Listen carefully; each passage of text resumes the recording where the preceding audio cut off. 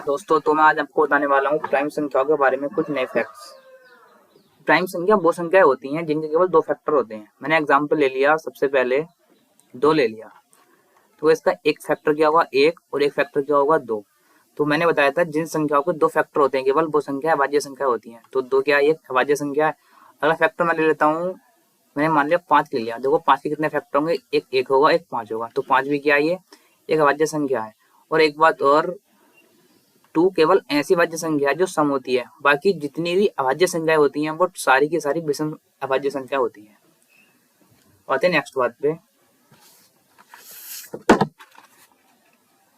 अगर हमें पता करना है कोई भी संख्या अभाज्य कैसे है, तो उसको पता करने की कुछ ट्रिक होती है। देखो मैं ट्रिक बताता हूँ। और एक बात और, अगर हमें एक से लेकर 100 तक प्राइम संख्या पता करनी है कितनी है, तो उसका एक फॉर्मूला तो नहीं बोल सकते, लेकिन एक ट्रिक है, हम उसको उससे पता कर सकते हैं। देखो उसका फॉर्मूला क्या होता है, फॉर्मूला बना के याद रख लो इसको, या फिर एक फोन नंबर के तरीके से इसको याद रख लो। ठीक है, क्या होता है, वो होता है 44, 22, 32, 23, 21।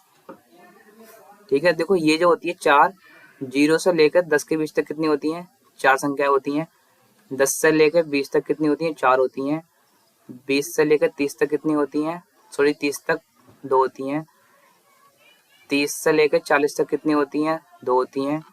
40 से 50 तक कितनी होती हैं, तीन होती हैं।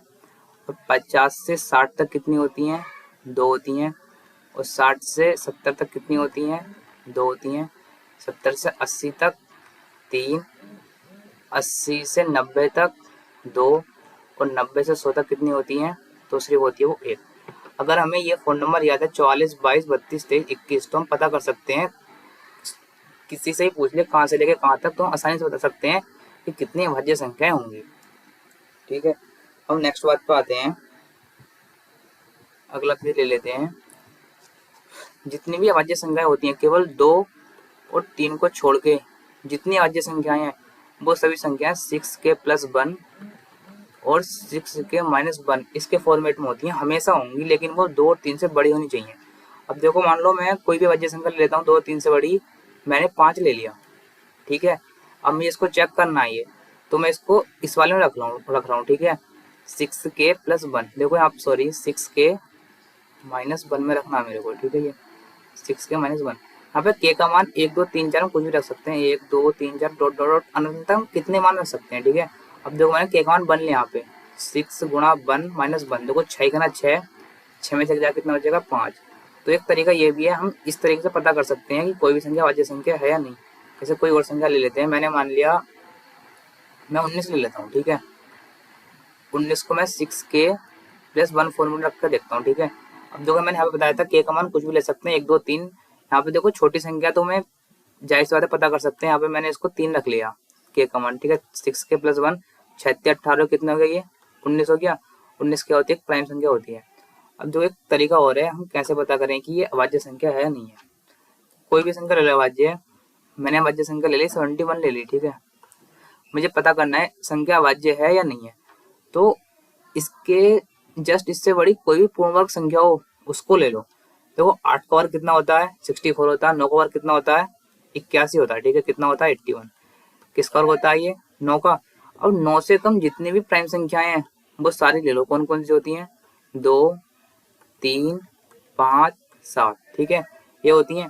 अगर ये 71 किसी भी प्राइम संख्या से अगर कटता है तो यह भाज्य संख्या नहीं है, और अगर नहीं कटेगा तो ये अभाज्य संख्या है। ठीक है, देखो 2 से नहीं कटेगा, 3 से नहीं कटेगा, 5 से नहीं कटेगा, 7 से नहीं कटेगा, तो 71 क्या संख्या है कि ये 71 एक अभाज्य संख्या है। तो कोई भी और संख्या ले लो, जैसे मान लो मैंने 283 ले लिया। क्या ले लिया, 283। मुझे ये पता करना है ये अभाज्य संख्या है या नहीं है।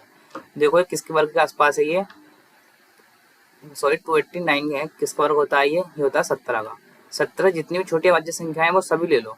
कौन कौन सी, 2, 3, 5, 7, 8 नहीं होता, 9 नहीं होता, 10 नहीं होता, 11 होता है, 13 होता है, और 17 छोटी और कोई अभाज्य संख्या नहीं होती, सिर्फ यही होती है। ठीक है, अब देखो 2 से नहीं कटेगा, 3 से नहीं कटेगा, 5 से नहीं कटेगा, 7 से नहीं कटेगा, 11 से नहीं कटेगा, 13 से नहीं कटेगा, तो एक संख्या की अभाज्य संख्या हो गई। और ऐसे ही अगर कोई भी संख्या XYZ तो हम उसको पता कर सकते हैं अभाज्य है नहीं है। ऐसे ही नए फैक्ट जानने के लिए मेरे चैनल के साथ में धन्यवाद।